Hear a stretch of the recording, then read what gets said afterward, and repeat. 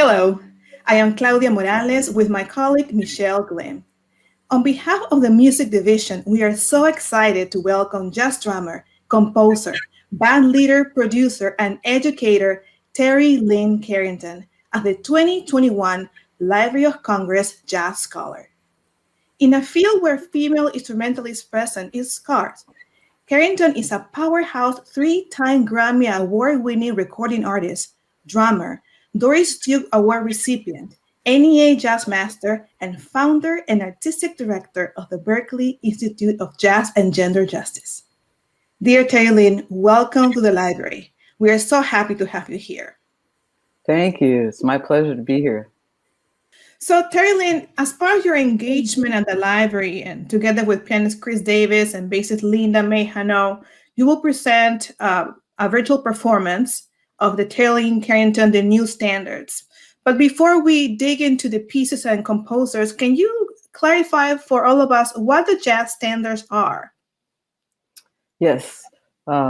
Jazz standards is an accepted repertoire that jazz musicians have used for a long time as a common ground to come together and play, where you don't have to even know each other. You don't have to speak the same language.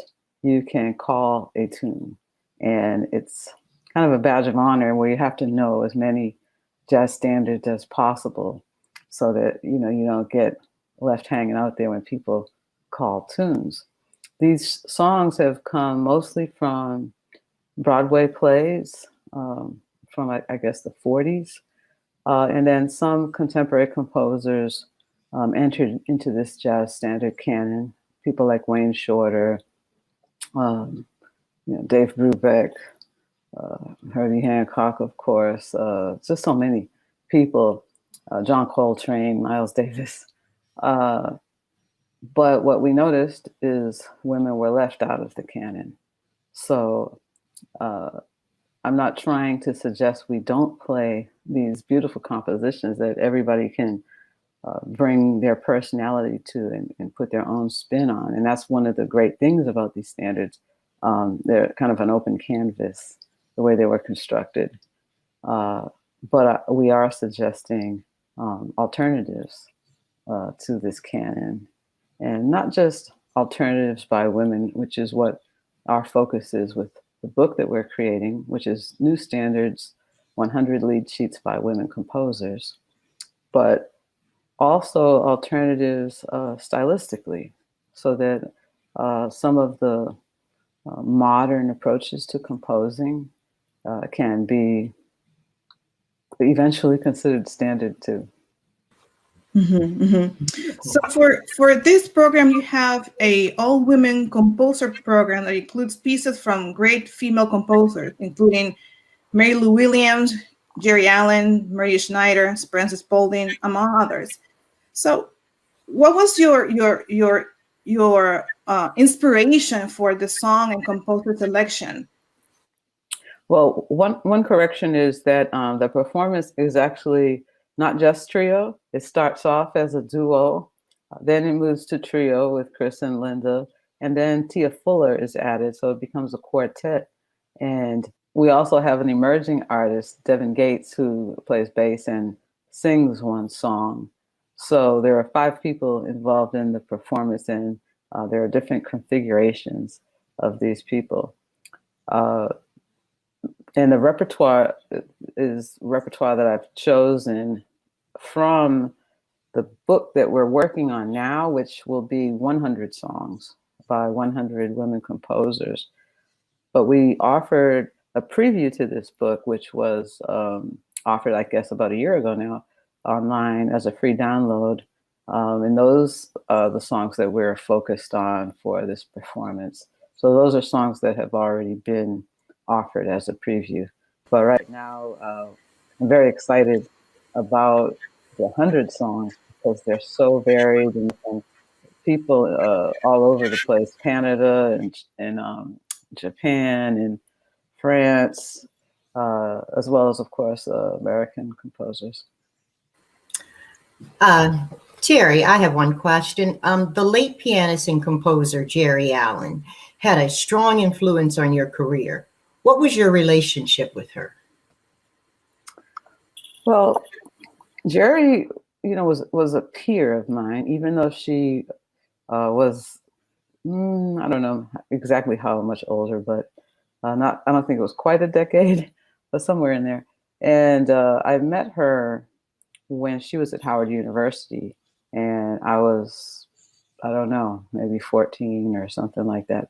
And I went to DC and played with Keter Betts, and he had this woman on piano, and it was great for me to see somebody that was young and somebody that, played jazz and was serious about the music like myself. So then when I moved to New York, when I was 18, Jerry was one of the first people that I reconnected with. And we did some playing back then. That was around the time that also that M-Bass was formed, which was, I guess, a bit of a collective at the time in Brooklyn. And I did a little bit of work with them. And I shortly after that moved to Los Angeles. And I stayed in touch with Jerry, and I had her come do gigs with me whenever I could when we toured in Europe. And I also recommended her to Wayne Shorter. So she was on one of his albums, Joyrider, along with Patrice Rushen and myself. And, we just stayed in touch. And then I moved back east, and that allowed me to, play with her even more. And I had a gig in Israel, and I called her and Esperanza Spalding and Tinika Postma. And this was only the second time I had played with Esperanza. And there was just something magical about that gig. And it inspired me to do the Mosaic Project with the four of them as the foundation. And from that, also, we decided to form a trio with Esperanza and Jerry and myself called ACS. So Jerry has been in my life since I was a teenager, though I think it wasn't until she passed that I dug more deeply into all of the work that she was doing. And it's really terrible when that happens, when people are appreciated more when they're gone. So I've spent the last few years really trying to honor her in various ways, and do whatever I can in making sure that her legacy is where it should be. Wonderful. Terri Lyne, I heard you making a comment in other interviews about this time that you spent with Esperanza and Jerry in this trio, and what it meant for you as a woman instrumentalist to be playing with other women in this trio. Can you talk about a little bit about this experience? Well, I think it's really interesting because Esperanza and Jerry both commented that it felt different to them. They both felt that they were able to let their guard down and not feel the same burdens that they feel in sometimes in all male environments, on stage, backstage, traveling. There's things like just not feeling as much judgment about their playing, or worried about if somebody hired them for the right reasons, or if somebody was, going to hit on them, or any of these things that go on. It's kind of like chatter in the back of your mind. And so they felt that it was the first time maybe that they could let go of all of that. And at the time, I wasn't feeling any of that. And I was not focused on that. And I thought, oh, that's interesting. Okay, I don't feel that, but that's interesting.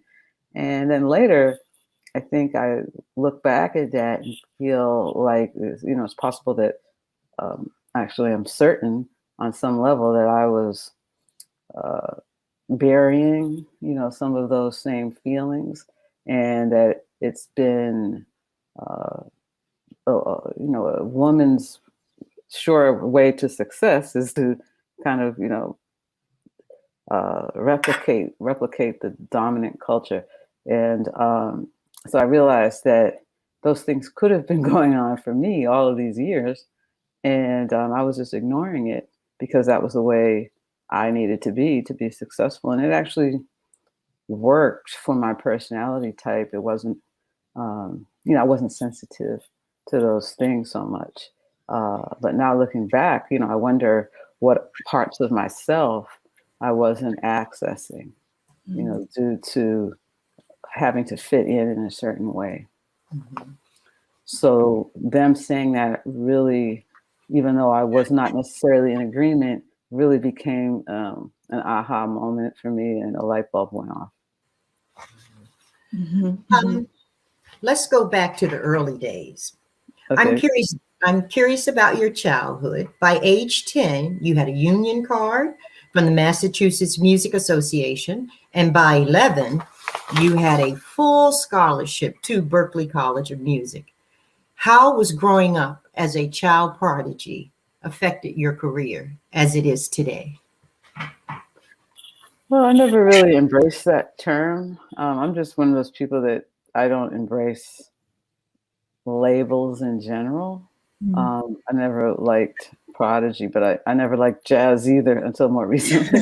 I was just like, I'm just a musician.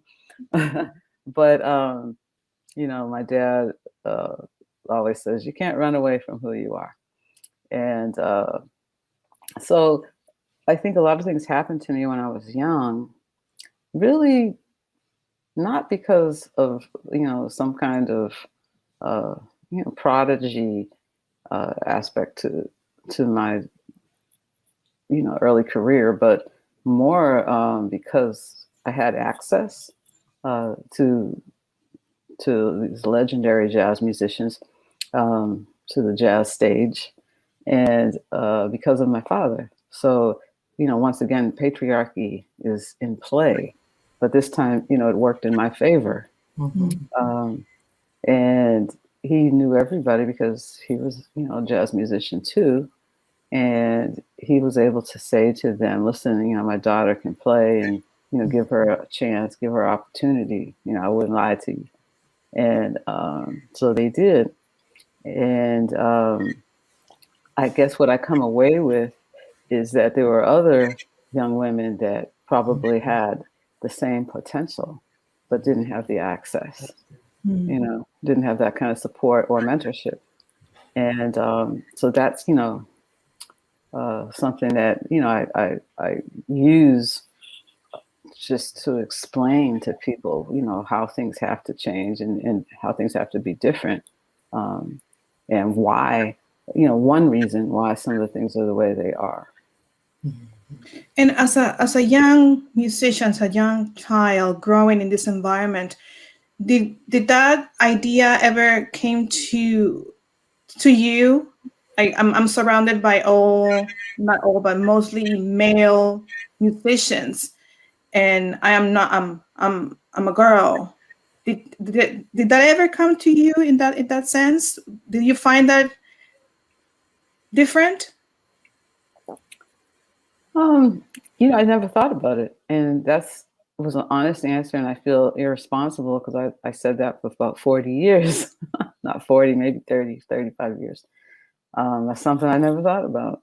And I didn't, mainly because I felt like I fit in fairly naturally. And again, that goes back to, your personality, your upbringing. So many different things are involved. I think about when I was 10 years old and I met Buddy Rich for the first time, and he was in a bad mood, and he was notorious, for his moods. And somebody told me not to speak to him until he kind of, cooled off. And I went up to him anyway, and he said, somebody introduced me, and he said, well, you better not be any good. And I said, well, who's going to stop me? And, so at 10, I think I was already who I am. You know what I mean? And I think that we can't expect that of everyone. And, why should they be? Everybody should be able to be their authentic selves. And it just worked out for me that I was able to go up against anybody that I felt, for whatever reasons, maybe didn't feel like I should be there. I had ownership, in this music. And at the same time, do that, but not in a way that, was a turn off. So it's this delicate balancing act, that women have to do to be successful in male-dominated arenas. And it can be natural to some women and not to others. And that's, I think, when I realized that, because I think I always thought about, well, I was this way, or this didn't stop me, and that was not the right position, to uphold when speaking to young musicians, especially. So I think finally I spoke to some young women at Berkeley about 5 or 6 years ago. And, I say with an open heart, because I had to really be able to hear what they were saying and not keep comparing it to myself. So when that's so human, right? So human to compare other people's experiences to yours. It's part of our humanity, I think. Yeah, and I think that I guess empathy, is something that has to be in the picture when we can, truly try to put ourselves in someone else's shoes. I think that's when our humanity is at its finest. Terri, you wear so many hats. You're a composer, a teacher, a musician, and a singer, based on some of the things that I've heard. How do you manage all those things? And if for some unforeseen reason you would have to choose, what would it be? I'm sure all of it make you Terri Lyne Carrington. Well, the singer part is more for fun, and it's something that I really love to do that I don't, so much see as my identity, I guess.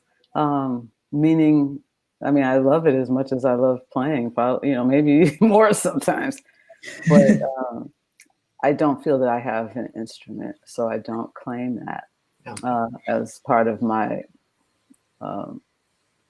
what is the term now? Multihyphen. But I see myself as, of course, a drummer, as a producer, as a composer, and as an educator. And people keep referring to me as an activist. So I'm trying to, maybe embrace that. And, I think so many things that you have to understand and have to be able to do on some level. I won't say you have to totally excel at everything, but there's so many things you have to do in this day and time to be successful in this industry. Or you have other people that are doing all these things for you. And in jazz, it's just, not that type of art form that, the commercial success is not there for you to have huge teams of people. So, that's one of the things I try to talk to my students about, being prepared in all these various ways. So if I'm going to write something for you or for anybody else, whether, blog post or op-ed or a forward to a book or a preface to a journal, these are the things that I've been asked to do, and I want to do it, liner notes for albums. These are things that, I want to do, and I want to do in a way that I'm proud of. And, there's just so many business things as well that we have to be aware of, because there's, been a tradition in this business of taking advantage of people. And also the way that women have been looked at in this business. So it's even more important to me because I've felt that so many men have been deemed geniuses and have people around them that really serve them in a certain way to make sure that their genius gets out into the world. And and I think that's beautiful. But I do think that women should have some of that support too. And I'll be doing this multidisciplinary project that will be like an exhibit, and it just has a lot of arms to it, called the Jazz Without Patriarchy Project with the Carr Center in Detroit. And one of the things that we'll be exploring is this kind of invisible labor that women have not had from others, and that they've given, to so many. Anyway, yeah. No, definitely the support. I mean, women, we are great to support others, right? To be there, and sometimes to be there so well that nobody can see us. It's just so hidden. So yeah, we that's when we talk about how erasure is real, in the music, because there was a lot of women that were playing, that were excelling in music, that just never got the credit and were not archived properly. So many that's just a whole other can of worms to really look at. And so the invisible labor that we do, and then the fact that we're also historically have been erased from history, it's a lot. So that's why what we're part of what we're trying to do as an institute is corrective work, and looking at these things and trying to point out and in some ways correct some of the things that have happened, as we also point to the future and try to look at the future with a transformative lens. Look at how to change these things. I'm really thinking more about these days, not just reporting what's happening presently, or reflecting, or trying to correct the past, but really pointing to a different future that's more equitable and more just, and trying to do our part in helping people imagine a different future. Speaking of women that are not known, visible, Mary Lou Williams, the American pianist composer that you have included as one of the composers of the pieces that you have, I remember you saying that she held many women on her arms in terms of being there for all these women who are musicians and composers now. How do you get to know Mary Lou Williams? I think maybe what I said was that we stand on her shoulders. Maybe that's what I said. And that's different than, her, because she wasn't necessarily an advocate for women. And, yet we stand on her shoulders, of course, because of what she did and how she played, and the body of work that she made. And she was somebody to aspire to be like. But just like myself, she mentored primarily men, because that's who's there. You know what I mean? I mean, that's like, when you're serious, you want to be considered as good as the next guy. That's what the standard is, right? So that's why we're also, play on words of why we're trying to create new standards. But we're constantly compared to men, because that's the sound that established what jazz is. And so in order to be successful, you have to, embrace that. And that's what your goal is. So I think, that was Mary Lou's goal, absolutely. And she didn't want to be, like so many of us, called a woman jazz musician. We're just like, the next guy.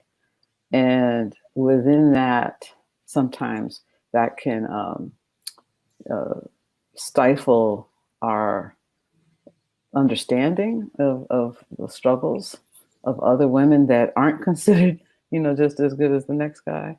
And also I think it can make us, not sensitive to how we may be contributing to the problem or replicating, Mhm. these systems of oppression. And during the times that Mary Lou Williams lived, I think these conversations necessarily weren't being had, not in the same way. Mhm. Maybe they were, but I mean, I have no way of knowing actually. But I understand. I guess I'm saying that I understand where Mary Lou was coming from. Mhm. She just kind of in rejecting uh, things that have to do with playing with other women. I mean, she flat out said she didn't want to, and I did too. But I ended up doing so in my own time. You know, Mm. enough of it was pointed out to me in a way that I felt like I can, make the Mosaic Project album because this is, this is what I'm feeling authentically at this moment. I'm ready to embrace this idea of playing with other women, and that there might be something special in that. But it took a long time for me to come to that. So, I'm not being critical of Mary Lou because I totally understand Mhm. what she was going through and what she had to do. Um, and it's interesting because on one hand, she didn't get all of the credit she deserved, which is unfortunately normal, right? For women in male-dominated spaces. But on the other hand, she's the woman that everybody references. It's like from back in the day, uh, because there weren't enough to reference a whole lot, right? So she's the exception, and so we start to look at this kind of view of exceptions. I mean, my view is that if you're an exception to a rule, that means it's a problem because there's a rule in the first place. Exactly.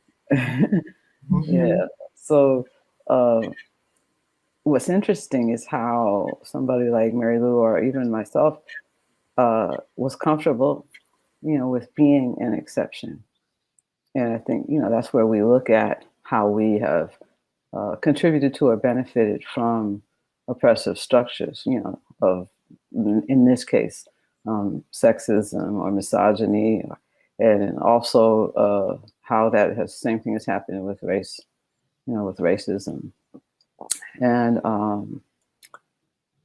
yeah, so Mary Lou's story is complex and there's many Mhm. layers, and Mhm. it makes it really interesting because there's so much to learn from her story.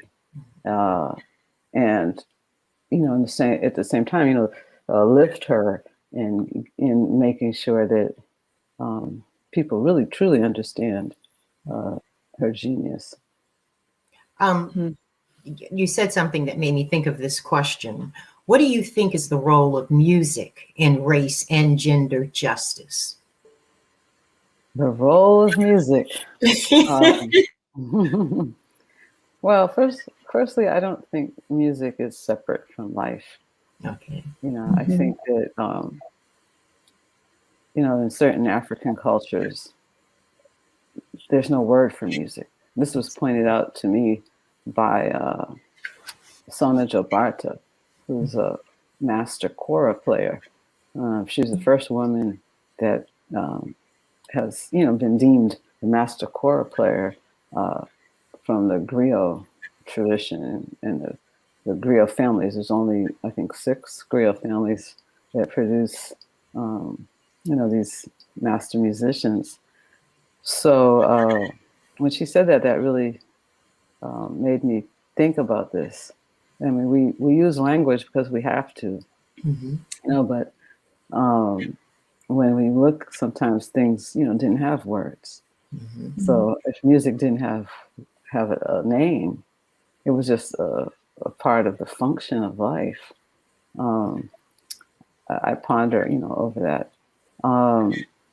So for me, if it's such a big part of everything I do, and I really do try not to see or feel a separation, because when I play, I don't feel a separation from myself in the drum kit. And when I play with others, that's the goal. Luckily, you know, like you know, once you reach a certain stage, hopefully you have that feeling more than the feeling of disconnect with others. But, you know, when playing in settings that either my own bands or just with, you know, amazing musicians as a side person, the idea of many in body and one in spirit is the idea. And then to carry that into your relationship and connection with the audience or the listener is you know, along the same lines. So when I think about it like that, I can't easily talk about the role, because that's kind of, I guess, asking me what is the role or purpose of my life. And so that's what I'm still determining in some ways. I do feel like, you know, finally I was able to commit to something that has opened up my life in different ways, and in very important, what feels important. I feel more purposeful and more mission oriented.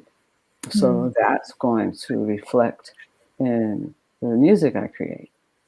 You see what I mean? So as I develop myself, that's going to reflect in the music. So I think our role is how to be so connected with our art that that there is no separation. So how we are in the world, how we function in the world, what we feel our meaning and value is in the world, that's what comes through in our art as well. And along those lines, Terri Lyne, what does it mean for you when talking about education as an educator, to teach, to work with jazz musicians, jazz students, and teach and work with them in terms of race and gender justice as a guiding principle? What does it mean for you? Well, as a teacher or educator, first of all, I think that when we choose to do this, it's out of love. Love for the art form or the subject, you know, that we're teaching, of course, but also, you know, love for humanity, love for the next generation, you know, love for the individual students, you know, trying to, I mean, there's not a better feeling than when you see students really develop and evolve right in front of your eyes.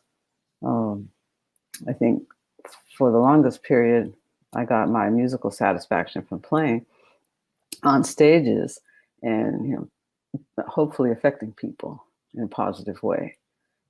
And that was from a distance, you know, but you felt it, you know, you felt the energy and it felt good, and it's part of what keeps you doing it, right? Not just the accolades, but when somebody comes up to you after a performance and they say, you know, this changed my life or something crazy like that, you know, you're like, wow. You know, you feel a sense of purpose. So when I started teaching about 17 years ago, I started feeling that same feeling, the same type of gratification, but it was different. It was one-on-one.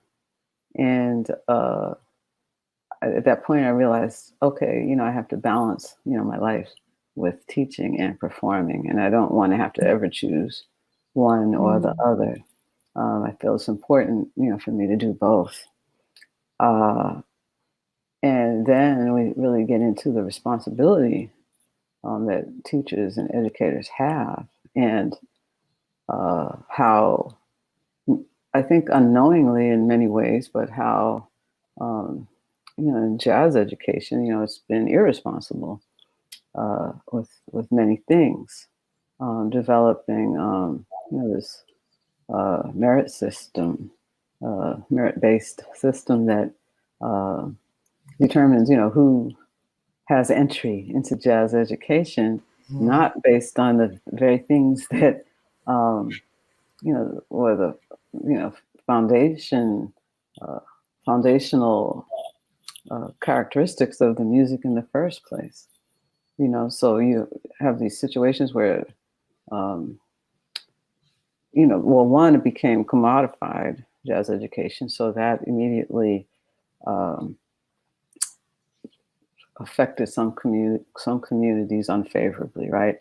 Where people couldn't afford to get the same education, and then the focus became on technique and virtuosity as it's defined in Western European classical music.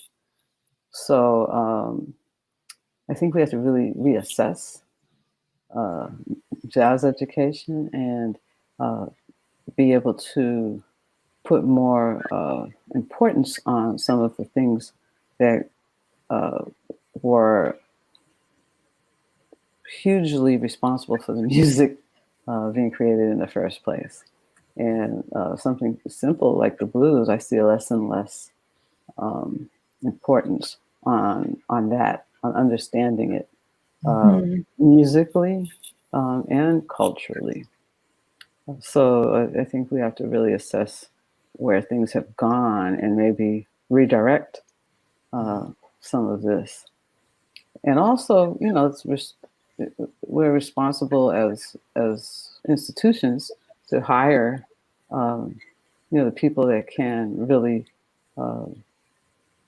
focus on these things and teach them in a way that's, not just textbook driven. And because what I've seen is a lot of the younger generation, they're coming out sounding the same and, sounding like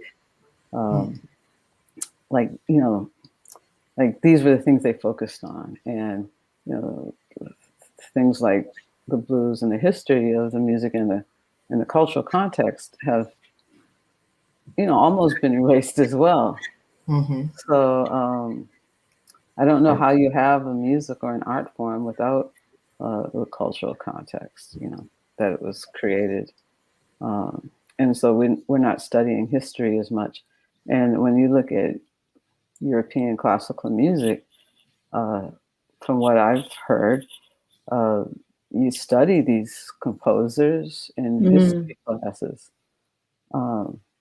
and so there are organizations, I know the Hancock Institute and others, that are really trying to get jazz, in history classes, and I totally, agree with that. So, but what's happening right now in this country, I mean, the beautiful thing is we're able to have these conversations, whereas before, I mean, you couldn't really talk to white people comfortably. Well, at least I couldn't comfortably about racism. And now I feel, a big burden actually being lifted and being able to have these conversations honestly and openly. And I think that that's really important in moving the needle forward with both racism and sexism. So it's the same, for me, I can't, separate. And I think that that's another thing that we try to talk to our students about, how, the intersection of all of these justice struggles and how, you should, just the concept of none of us are free until we're all free. And how can you look through the lens of the most marginalized group? You don't have to be in that group to look through the lens, to understand, some of these things and to realize that, you have to believe, I think, philosophically, that none of us are free until we're all free. And that might be the first step. I agree. Well, what I do want to say at this point is that it is such a thrill for us to finally connect with you. We've been going through this process for over a year, and here we are with a virtual performance, and we all would have much preferred to have you in our Coolidge Auditorium. You're also our jazz scholar this year, which we're very excited about.